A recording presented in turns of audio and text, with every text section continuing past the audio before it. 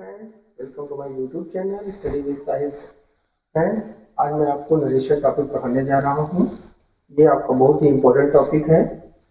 किसी भी competitive exam में, जैसे आपका एसएससी हुआ, बैंक हुआ या आपका टीजीटी, पीजीटी, एलटी में इससे क्वेश्चन पूछे जाते हैं। फ्रेंड्स, ये हाई स्कूल और इंटरमीडिएट के बोर्ड एग्जामिनेशन में भी नरेशन से क्वेश्चन पूछे जाते हैं। तो फ्रेंड्स, नरेशन पहले समझते हैं कि नरेशन क्या होता है। फ्रेंड्स, नरेशन का मतलब होता है, हिंदी में हम लोग नरेशन को कथन बोलते हैं। और नरेशन वर्ड की जो उत्पत्ति हुई है वो नरेट वर्ड से हुई है। इसका मतलब होता है टू टेल, यानी बताना। और फ्रेंड, नरेशन क्या होता है, इसको हम एक डेफिनेशन समझ लेते हैं। नरेशन मतलब होता है friends, every speaker express his feelings and thoughts in words and sentences when you are a speaker speaks, it is called narration. जब कोई भी स्पीकर हमारा कुछ बोलता है तो हमारा नरेशन कहलाता है, यानी कि स्पीकर के कथन को ही हम लोग नरेशन या स्पीच कहते हैं। और फ्रेंड्स, स्पीकर के द्वारा जो भी स्टेटमेंट दिया जाता है उसको हम लोग दो तरीके से कर सकते हैं, यानी expressions of feelings and thoughts can be made into two ways. First one is direct speech and second one is indirect speech. यानी दो तरीके से हम लोग स्पीकर की बात को व्यक्त करेंगे।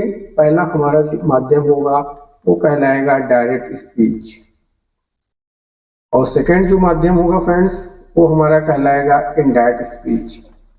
Indirect speech.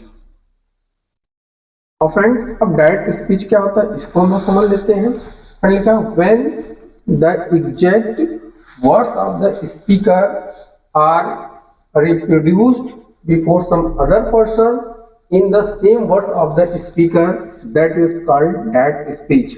यानी फ्रेंड्स, वक्ता के द्वारा, जो स्पीकर होता है हमारा, जो वक्ता होता है, उसके द्वारा कही गई बात को किसी के सामने हम ज्यों का त्यों उसी के शब्दों में कहते हैं तो हमारा वो डायरेक्ट स्पीच कहलाता है। अब डायरेक्ट स्पीच को फ्रेंड्स हमेशा हम लोग इन्वर्टेड कॉमा के अंदर रखते हैं, यानी such speech is always kept into inverted comma. यानी जो भी हमारा डायरेक्ट स्पीच का स्टेटमेंट होगा वो हमेशा इन्वर्टेड कॉमा के अंदर रखा जाएगा। और फ्रेंड्स, इनडायरेक्ट स्पीच क्या होता है उसको हम लोग समझ लेते हैं। When the speech of the speaker is reproduced before some other person in our own words without changing the meaning of the speech, that is called indirect speech. Friends, का मतलब ये हुआ कि जब हम वक्ता के द्वारा कही गई बात को बिना उसके अर्थ को बदले अपने शब्दों में बदल कर कहते हैं तो हमारा वो इनडायरेक्ट स्पीच कहलाता है।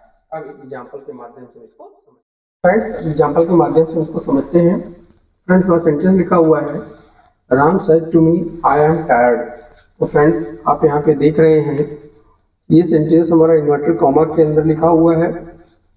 इसका मतलब ये हमारा जो पार्ट है ये हमारा डायरेक्ट स्पीच है। डायरेक्ट स्पीच, ये डायरेक्ट स्पीच का हमारा सेंटेंस है। डायरेक्ट स्पीच के सेंटेंस की विशेषता होगी कि हमेशा हमारा इन्वर्टेड कॉमा में लिख करके आएगा। फ्रेंड्स, डायरेक्ट स्पीच का हमारे दो पार्ट्स होते हैं। और सेंटेंस ऑफ डायरेक्ट स्पीच है two parts. Friends, two parts होंगे तो आप देख रहे होंगे, एक पार्ट हमारा ये लिखा हुआ है इन्वर्टेड कॉमा के बाहर, और एक जो पार्ट हमारा लिखा हुआ है इन्वर्टेड कॉमा के अंदर। तो फ्रेंड्स, जो हमारा फर्स्ट पार्ट होगा उसको हम लोग रिपोर्टिंग पार्ट बोलेंगे, या इसको रिपोर्टिंग स्पीच भी बोल सकते हैं, या इसको हम लोग रिपोर्टिंग वर्ब भी बोल सकते हैं। यानी जो हमारा इन्वर्टेड कॉमा के बाहर वाला पार्ट है, ये जो हमारा पार्ट है ये हमारा रिपोर्टिंग पार्ट, या आप स्पीच भी कह सकते हैं, इसको रिपोर्टिंग स्पीच भी कह सकते हैं या रिपोर्टिंग वो भी कह सकते हैं। और फ्रेंड, जो हमारा दूसरा पार्ट है इन्वर्टेड कॉमा के अंदर, इसका नाम होगा रिपोर्टेड पार्ट। रिपोर्टेड पार्ट, या आप स्पीच भी कह सकते हैं इसको, रिपोर्टेड स्पीच। तो friends, the sentence out of the inverted comma that is called reporting part, or the sentence within inverted comma that is called reported part। तो friends, इसका हम अगर इनडायरेक्ट बनाएंगे तो क्या बनेगा इसको हम लोग समझ लेते हैं। तो फ्रेंड्स देखिए, जैसे लिखा हुआ sentence, Ram said to me, ये बदल जाएगा, टोल्ड बदल जाएगा, टोल्ड मी, फिर कॉमा इन्वर्टर कॉमा रिप्लेस करके दैट लगाएंगे हम लोग। और यहाँ पे फ्रेंड्स आई आया हुआ है, इसको चेंज करेंगे, ही हो जाएगा ही वॉज टायर्ड। तो फ्रेंड्स ये जो सेंटेंस लिखा हुआ है, यानी कि जो ये हमारा स्पीकर ने स्टेटमेंट दिया आई एम टायर्ड, इसको हमने बदल के कर दिया ही वॉज टायर्ड, अपने शब्दों में चेंज कर दिया, तो ये हमारा इनडायरेक्ट स्पीच कहलाएगा। ये पूरा हमारा इनडायरेक्ट स्पीच कहलाएगा, इनडायरेक्ट स्पीच। तो फ्रेंड्स हमने आपको बताया था कि जो डायरेक्ट स्पीच होता है उसमें हम वक्ता के द्वारा कही गई बात को एग्जैक्ट उसी के वर्ड्स में लिखते हैं। तो जैसे सेंटेंस हमारा जो लिखा था, Ram said to me I am tired, तो ये आई एम टायर्ड वैसे ही बोला, डायरेक्ट स्पीच हो गया, लेकिन इसको बदल के हमने अपने शब्दों कह दिया ही वॉज टायर्ड, तो ये हमारा इनडायरेक्ट स्पीच हो गया। और फ्रेंड्स अब डायरेक्ट स्पीच में इस पार्ट में क्या क्या किसको कहते हैं उसको हम लोग समझ लेते हैं। तो फ्रेंड्स यहाँ पे देखिए, जो हमारा शुरुआत का जो सब्जेक्ट है इसको हम लोग रिपोर्टर बोलते हैं, रिपोर्टर या स्पीकर भी बोलते हैं इसको। फ्रेंड्स जो ये हमारी वर्ब आएगी, जो हमारा रिपोर्टर वर्ब को यूज करेगा, तो इसको हम लोग बोलेंगे रिपोर्टिंग वर्ब, रिपोर्टिंग वर्ब। तो फ्रेंड्स यहाँ पे जो लिखा हुआ है मी, ये हमारा रिपोर्टिंग पार्ट का ऑब्जेक्ट होगा। फ्रेंड्स अब डायरेक्ट स्पीच के हमारे कुछ इंपॉर्टेंट पॉइंट्स हैं, उनको हम लोग डिस्कस कर लेते हैं, समझ लेते हैं। Some important points about direct speech. Friends हमारा पहला पॉइंट है, direct speech is always kept within inverted comma, यानी जब भी हमारा डायरेक्ट स्पीच होगा उसको हमेशा हम इन्वर्टेड कॉमा के अंदर लिखेंगे। सेकेंड हमारा पॉइंट है friend, the first letter of direct speech is always capital. Friends यानी जो भी डायरेक्ट स्पीच का हमारा पहला जो लेटर लिखा जाएगा वो हमेशा कैपिटल लेटर में लिखा जाएगा। सेकेंड पॉइंट है हमारा friend, comma is put after the reporting verb, यानी रिपोर्टिंग वर्ब के बाद हमेशा हमको कॉमा का यूज करना होगा। और रिपोर्टिंग वर्ब के बाद मान लीजिए ऑब्जेक्ट आ जाता है तो ऑब्जेक्ट के बाद देन हमको कॉमा का यूज करना होगा। फोर्थ हमारा रूल है, the tense of reporting verb is never change. Friend हमारा जो रिपोर्टिंग वर्ब का यानी रिपोर्टिंग पार्ट का जो टेंस होता है वो कभी नहीं बदलता है। नेक्स्ट हमारा पॉइंट है friend, reporting verb can be written before, after और in between the direct speech, यानी फ्रेंड्स हमारा जो रिपोर्टिंग वर्ब है वो सेंटेंस के स्टार्टिंग में भी आ सकता है, बाद में भी आ सकता है और सेंटेंस के बीच में भी आ सकता है। अब एक एग्जांपल से हम उसको समझ लेते हैं।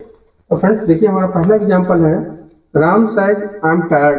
तो फ्रेंड यहाँ पे देखिए हमारा जो डायरेक्ट स्पीच है वो इन्वर्टेड कॉमा के अंदर आया हुआ है, और रिपोर्टिंग वर्ब देखिए हमारे फ्रेंड सेड है, इसके बाद हम लोगों ने यहाँ पे कॉमा का यूज किया हुआ है।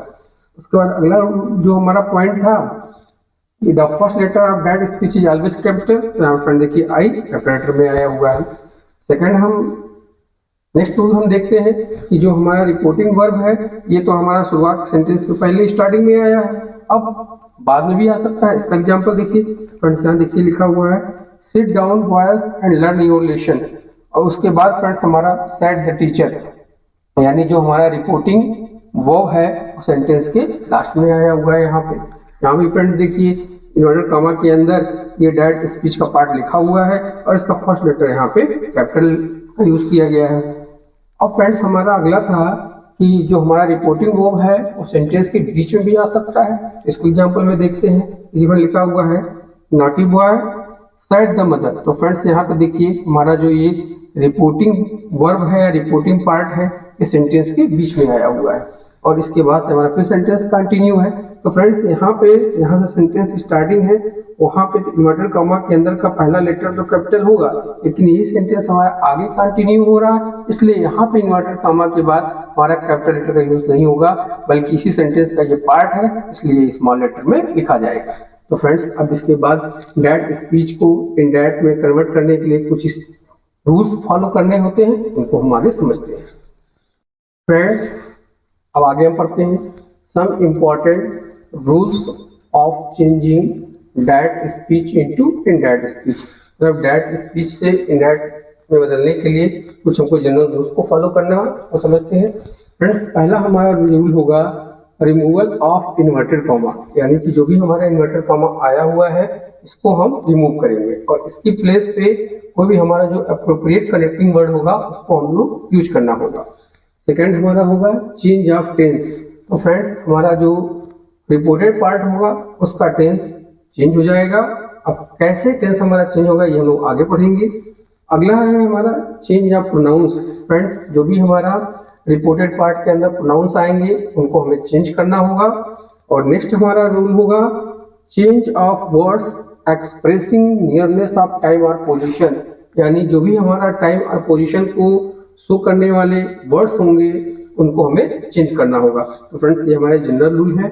अब सेंटेंस के अकॉर्डिंग हमारा चेंज करना होगा। तो फ्रेंड, नेक्स्ट वीडियो में मैं आपको असर्टिव सेंटेंस पढ़ाऊंगा और देन उसके सारे रूल्स आपको बताऊंगा। Thanks for watching.